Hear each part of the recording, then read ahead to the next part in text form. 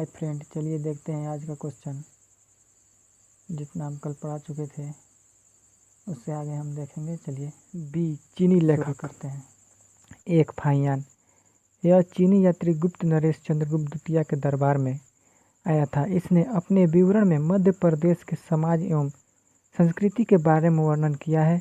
इसने मध्य प्रदेश की जनता को सुखी एवं समृद्ध बताया है। संयुगन। यह 518 ईस्वी में भारत आया। इसने अपने 3 वर्षों की यात्रा में बौद्ध धर्म की प्राप्तियां एकत्रित की। 3 नंबर हेनसांग। यह हर्षवर्धन के शासनकाल में भारत आया था। हेनसांग 629 ईस्वी में चीन से भारतवर्ष के लिए प्रस्थान किया और लगभग 1 वर्ष की यात्रा के बाद सर्वप्रथम वह भारतीय राज्य कपिसा पहुंचा। भारत में 15 वर्षों तक ठहरकर 645 ईस्वी में चीन लौट गया।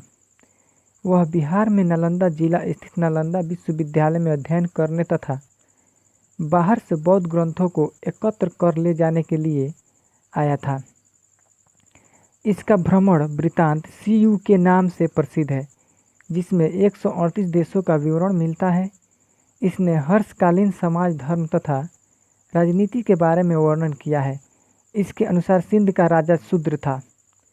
नोट: हेनसांग के अध्ययन के समय नालंदा विश्वविद्यालय के कुलपति आचार्य शीलभद्र थे। इत्सिंग।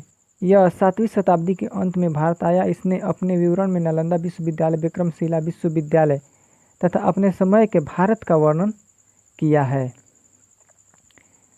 सी अरबी लेखक M अलबरूनी। यह महमूद गजनवी के साथ भारत आया था।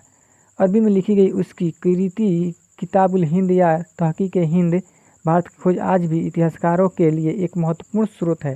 यह विस्तृत ग्रंथ है जो धर्म और दर्शन, त्योहारों, खगोल विज्ञान, कीमिया, रीति रिवाजों तथा प्रथाओं, सामाजिक जीवन, भार तौल तथा मापन विधियों, पूर्ति कला, कानून, मापतंत्र, विज्ञान आदि विषयों के आधार पर 80 अध्यायों में विभाजित है। इसमें राजपूत कालीन समाज, धर्म, रीति रिवाज, राजनीति आदि पर सुंदर प्रकाश डाला गया है। 2 इब्न बतूता। इसके द्वारा अरबी भाषा में लिखा गया उसका यात्रा वृत्तांत, जिसे रिहला कहा जाता है, 14वीं शताब्दी में भारतीय उपमहाद्वीप के सामाजिक तथा सांस्कृतिक जीवन के विषय में बहुत ही प्रचार तथा सबसे रोचक राजनीतियाँ देता है। 1333 ईस्वी में दिल्ली पहुँचने पर इसकी वीरता से प्रभावित होकर सुल्तान मुहम्मद बिन तुगलक ने उसे दिल्ली का काजी या न्यायाधीश नियुक्त किया। अन्य लेखक। एक में तारानाथ। यह एक तिब्बती लेखक था। इसने कंजूर तथा तंजूर नामक ग्रंथ की रचना की। इनके भारतीय इतिहास के बारे में जानकारी मिलती है। 2 मार्को पोलो। यह 13वीं शताब्दी के अंत में पांड्य देश की यात्रा पर आया था। इसका विवरण पांड्य इतिहास के अध्ययन के लिए उपयोगी है। पुरातत्व संबंधी साक्ष्य से मिलने वाली जानकारी 14 वर्ष पूर्व के अभिलेख बोगज कोई एशिया माइनर से वैदिक देवता मित्र वरुण इंद्रनाथ अश्विनी कुमार से प्राप्त है। मध्य भारत में भगवत धर्म के विकसित होने का प्रमाण एवं राजदूत होलीडोरस के वेशनगर गणुर स्तंभ लेख से प्राप्त होता है। सर्वप्रथम भारतवर्ष का जिक्र हाथी गुफा अभिलेख में है। सर्वप्रथम दुर्भिक्ष का जानकारी देने वाला अभिलेख सोहगौरा अभिलेख है। सर्वप्रथम भारत पर होने वाले आक्रमण की जानकारी भीतरी स्तंभ लेख से प्राप्त होती है। सती प्रथा का पहला लिखित साक्ष्य एरड़ अभिलेख शासक भानुगुप्त से प्राप्त होती है। रेशम बुनकर की श्रेणियों की जानकारी मंदसौर अभिलेख से प्राप्त होती है। नोट: अभिलेखों का अध्ययन एपिग्राफी कहलाता है। कश्मीरी नौपाषाणिक पुरास्थल बुर्जहोम से गर्तावास गड्ढा घर का साक्ष्य मिला है। इनमें उतरने के लिए सीढ़ियाँ होती थी। प्राचीनतम सिक्कों को आहत सिक्के कहा जाता है। इसी को साहित्य में कसार्पण कहा गया है। सर्वप्रथम सिक्कों पर लेख लिखने का कार्य यवन शासकों ने किया।